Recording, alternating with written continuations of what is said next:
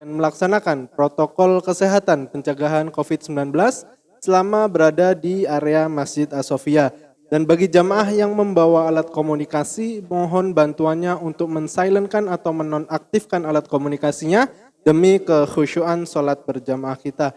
Dan jamaah yang di depannya terdapat keropak, mohon bantuannya untuk menjalankannya. Kami juga menyampaikan kepada para jamaah sekalian, bagi jamaah yang ingin menunaikan zakat, infak, dan sodakohnya melalui Masjid As-Sofia, bisa menghubungi kami atau datang ke kantor sekretariat DKM Masjid As-Sofia. Dan bagi jamaah yang ingin berkontribusi dalam program pengadaan takjil selama bulan suci Ramadan, bisa menghubungi kami atau datang ke kantor sekretariat DKM Masjid As-Sofia.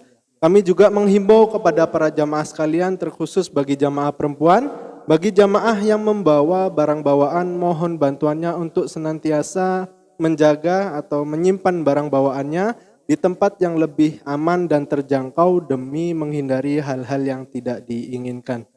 Pengumuman selanjutnya yaitu kami dari Masjid As-Sofia membuka program itikaf mandiri. Untuk info lebih lanjut bisa menghubungi kami atau datang ke kantor sekretariat DKM Masjid As-Sofia. Pengumuman selanjutnya yaitu mengenai kultum Ramadan pada malam hari ini. Yang bertindak sebagai pemateri guru kita yang terhormat Al-Ustadz Haji Hendri Tanjung PhD. Alhamdulillah beliau sudah berada di tengah-tengah kita. Dan yang bertindak sebagai imam yang terhormat Al-Ustadz Juma Saputra LCMA. Dan untuk jumlah keropak pada malam kemarin sebesar Rp990.000. Semoga amal infak sedekah para jamaah sekalian diterima oleh Allah Subhanahu wa taala, dilipat gandakan rezekinya serta diberi kesehatan selalu. Mungkin itu saja yang dapat kami sampaikan, kurang dan lebihnya mohon maaf. Billahi taufiq wal hidayah. Assalamualaikum warahmatullahi wabarakatuh. Kepada yang terhormat Al-Ustadz Haji Hendri Tanjung PhD, falyatafaddal mashkura ma'jura.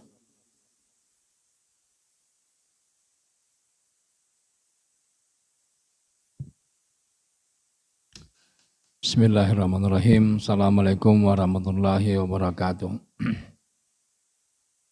Saya doakan yang menjawab salam saya sehat selalu, bahagia hatinya. Assalamualaikum warahmatullahi wabarakatuh. Jamaah sekalian yang insya Allah dimuliakan oleh Allah Subhanahu wa taala. Tahukah para jamaah sekalian, ada satu fasilitas istimewa yang Allah siapkan di bulan Ramadan. Ada yang tahu nggak? Kalau di bank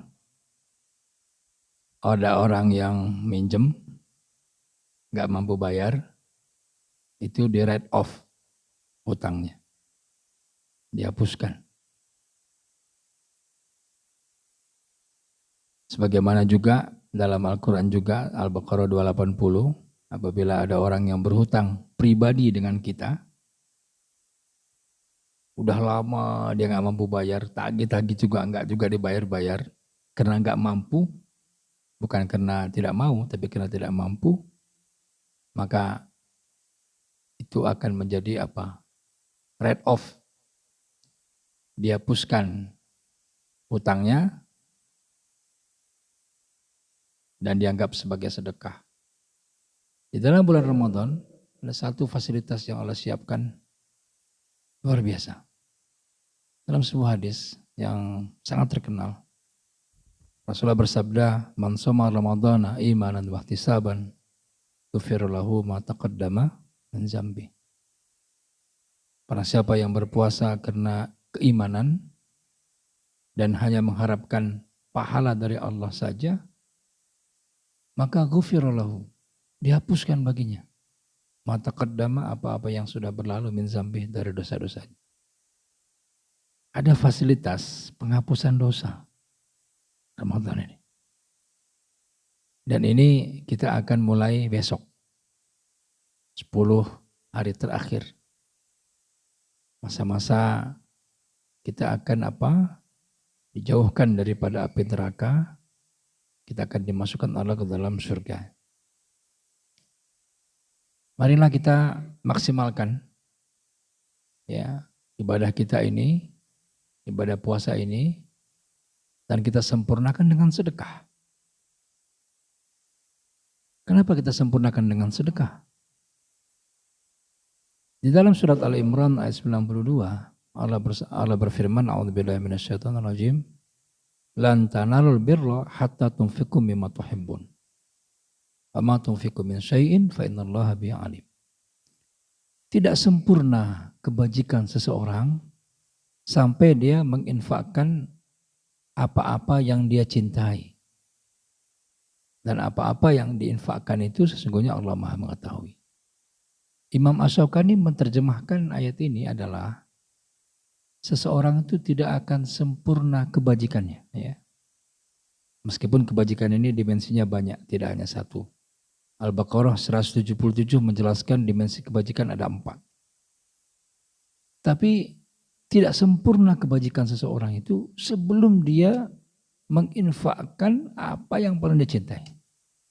Sebelum dia mensedekahkan apa yang paling dicintai. Nah, inilah kemudian menjadi dasar orang berwakaf. Karena berwakaf adalah sedekah. Ada yang menarik dari disertasi doktor seorang alumni kita baru-baru saja 2 hari yang lalu ujian terbuka di Ibnu Khaldun, Ridwan Hasan Saputra. Dia menemukan dalam disertasinya melalui 1.300 sampel anak-anak yang mengikuti Olimpiade Matematika, ternyata pengaruh sedekah itu berpengaruh kepada kemampuan higher order thinking skills, HOTS, anak-anak itu. Insya Allah. Ya. Satu temuan disertasi dengan jumlah sampel 1.300 lebih seluruh Indonesia itu menemukan ternyata faktor sedekah itu membuat anak-anak cerdas. Itu aspek yang lain daripada aspek dunia. Tapi aspek akhirat itu sangat menjelaskan bahwasanya orang cerdas itu pasti bersedekah. Kenapa? Sedekah adalah investasi untuk akhirat. Kalau kita nabung di bank nih, ada saldonya, nanti kita ambil di hari tua. Kita bisa hitung tuh, ya berapa nanti kita dapat di hari tuanya. Itu untuk dunia. Sedekah itu untuk akhirat investasinya. Jadi jangan anggap sedekah itu hilang, jangan. Di dalam hukum fisika itu sangat dikenal ya. Dulu kalau kita belajar fisika, hukum kekekalan energi. Energi itu tidak bisa musnah, dia hanya bisa berpindah. Berpindah tempat maupun berpindah wujud. Energi itu. Jadi sedekah itu juga enggak akan musnah pahalanya, bahkan berlipat-lipat. Ya. Orang yang cerdas itu pasti dia bersedekah. Kenapa? Karena dia berpikir bagaimana untuk menyiapkan kehidupan yang maha abadi, yaitu kehidupan setelah kematian. Di dalam sebuah majelis Rasulullah duduk dengan para sahabat, datanglah seorang Ansor.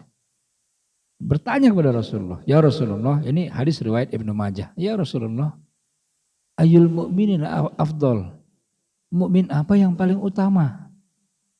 Rasulullah mengatakan begini, ahsanuhum khuluqa. Qala ahsanuhum khuluqa. Orang yang paling utama adalah orang yang paling baik akhlaknya. Subhanallah, akhlak adalah keutamaan seseorang. Makanya Rasulullah diutus untuk memperbaiki akhlak. Percuma kekayaan yang sangat besar, akhlaknya buruk, terhina di mata manusia. Titelnya berderet-deret panjang, tapi kalau akhlaknya buruk, terhina di mata manusia. Lalu orang Ansor itu enggak puas, tanya lagi. Ya Rasulullah, ayyul mu'minina aqyas. Mukmin apa yang paling cerdas? Coba nih. Itu sahabat begitu mendengar pertanyaan ini, kan pengen tahu apa jawaban Rasulullah. Ya, definisi cerdas ini ya, definisi cerdas. Lalu apa kata Rasulullah? Rasulullah mengatakan, aktsaruhum lil mauti dzikra wa ahsanuhum lima ba'dahu istiqdadan. Orang yang paling cerdas adalah orang yang paling banyak ingat kematian dan yang paling baik mempersiapkan kematian itu. Jamaah sekalian, kematian itu kita harus persiapkan. Ini message, ini pesannya Rasulullah. Kematian itu pasti datang, pasti. Loh, terus kalau sudah pasti datang kita ngapain? Kita harus persiapkan. Itulah orang yang cerdas. Ulaikal aqyas, ujung hadisnya. Itulah orang yang paling cerdas. Bagaimana menyiapkannya? Adalah dengan kita bersedekah, berinfak dan berwakaf. Sebagaimana hadis riwayat Muslim, idza mata ibnul Adam in qata amalahu illa min salas. Apabila meninggal dunia anak Adam putus semua amalnya kecuali 3. Nah, ini dia. Putus semua pahala puasa, pahala tarawih, pahala dengerin pengajian, pahala baca Quran, putus semua kecuali 3 hal. Apa itu? Yang pertama adalah min sedekatin jariyah. Sedekah. Tapi yang mengalir terus manfaatnya. Yang kedua apa? Ilmun yantafa'abi. Ya. Yang ketiga, waladun sholih yad'ulah. Anak soleh yang mendoakan kedua orang tuanya. Para jamaah sekalian, sedekah. Mari kita tutup Ramadan ini dengan memperbanyak sedekah kita. Tidak hilang. Kita perbanyak investasi kita untuk akhirat kita. Kita tutup Ramadan dengan kita melakukan itikaf di malam harinya. Dan kita melakukan zakat sebagai yang wajib. Dan kita lakukan infak, sedekah dan wakaf sebagai penyempurna kebajikan kita. Mudah-mudahan kita semua dapat mengamalkannya. Assalamualaikum warahmatullahi wabarakatuh.